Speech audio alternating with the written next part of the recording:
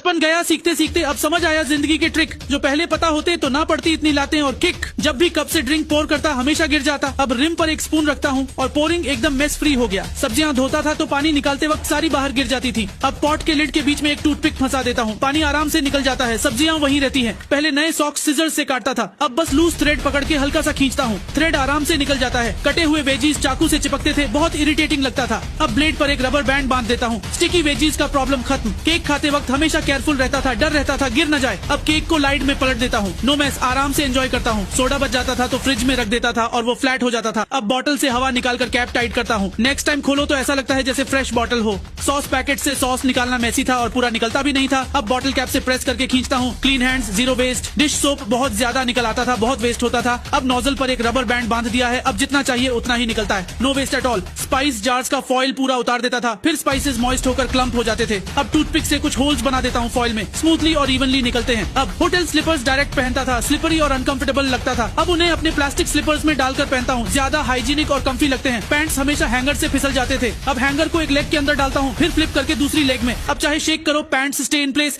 Sweaters hanging से stretch हो जाते थे, अब आधा फोल्ड करके हैंगर को आर्मपिट्स के नीचे से डालता हूँ और स्लीव्स और बॉटम को ऊपर से लेकर देता हूँ। स्वेटर हैंगिंग का सही तरीका यही है, राइट। ऑयल बॉटल की रिंग पुल करता था और तुरंत डालता था, ऑयल स्प्लैटर करता था और कंट्रोल नहीं होता था। अब रिंग को अंदर की तरफ पुश कर देता हूँ, no splatter, easy to control flow. Milk tea bags में डालता था, वो गिर जाते थे, अब पहले एक डालता हूँ, फिर बैग को फिगर 8 में ट्विस्ट करता हूँ और फिर दूसरा डालता हूँ, कोई स्पिल नहीं होता। रबर रिंग्स लगाना मुश्किल लगता था, अब एक स्ट्रिंग को हाफ फोल्ड करके रिंग में डालता हूँ, ग्रूव में हुक करके दोनों साइड से खींचता हूँ, हो गया। बैंड एड फिंगर्स पर लगाता था, जल्दी गिर जाता था, अब दोनों एंड्स पर स्लिट्स काटता हूँ, फिर फिंगर पर क्रिस क्रॉस करके लगाता हूँ, अब पूरे दिन स्टे करता है। अगर ये हेल्पफुल लगा तो जरूर शेयर और सेव करना मत भूलना।